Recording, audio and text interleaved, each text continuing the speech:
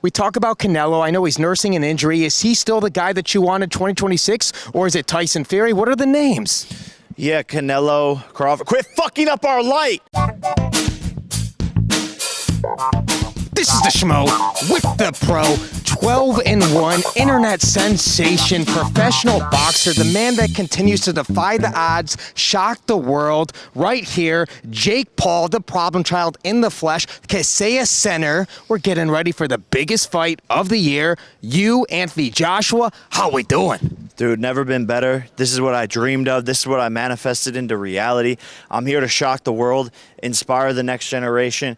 We're in the Heat arena. I'm a big Heat fan. Miami's on fire. This is my first pro fight, was in Miami against Gibb. I'm bringing that same energy here. First round KO. And the Schmo interviewed you there. When you fought Gibb, it was on Fight TV. We've been with you along the way. Not very many times you're looking up at a face-off. So what did you make of looking up for one of the very first times at a face-off right here? Just looking up at Daddy there and just seeing, how big he is, and just my eyes were kind of going into his nipples and stuff, which I kind of liked. And then basically I was just like, whoa, he's big in that. And then, I can't believe how tall he is. Is this chain really on the line for the winner? I don't know if it's confirmed, but I'm down. But he has to put something up too. There has to be something in it for me.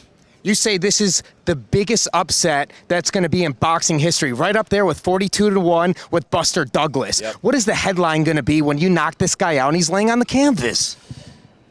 Holy ass. Jake Paul has shocked the world. He's done it again. He's done the unthinkable. He's done the impossible. And that's a long headline, but that's what it's going to say.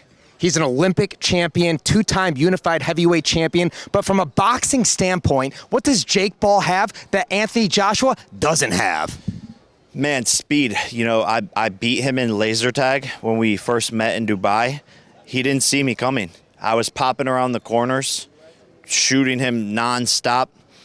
Eliminated him multiple times, and that's because I'm tricky. I'm sneaky, and I'm fast. Headshot, or are you going to the body? Both, baby. It's going to be a long night for him. Long night. Long night. Long night. You were preparing for Gervonta Tank Davis. We're talking about 100-plus pound weight difference. How does the preparation change on short notice, and what gives you the confidence that nothing's going to change in determining the result December 19th? Man, I started eating more pasta, started gaining weight, less running, more weightlifting, bench press, squat. I feel like an NFL player getting ready to take on the big guys, and bringing in heavyweights who we had to buy 2 commercial airline seats for because they can't fit in one seat. So sparring massive guys and just believing in myself. That's all that matters. I'm ready to fight at all times. This is what we do it for, is these big moments. You don't get paid for sparring. You don't get paid for hitting the licks in the gym. I want the big fights and the best people. Does Jake Paul stay at heavyweight after this fight? I'll go to the Cruiserweight World Championship straight from this fight. Is there any other name that could be bigger than Anthony Joshua in 2026 for Jake Paul? I mean, we already got Mike Tyson. We know your brother already boxed Floyd Money Mayweather. We talk about Canelo. I know he's nursing an injury. Is he still the guy that you want in 2026, or is it Tyson Fury? What are the names? Yeah, Canelo, Crawford. Quit fucking up our light!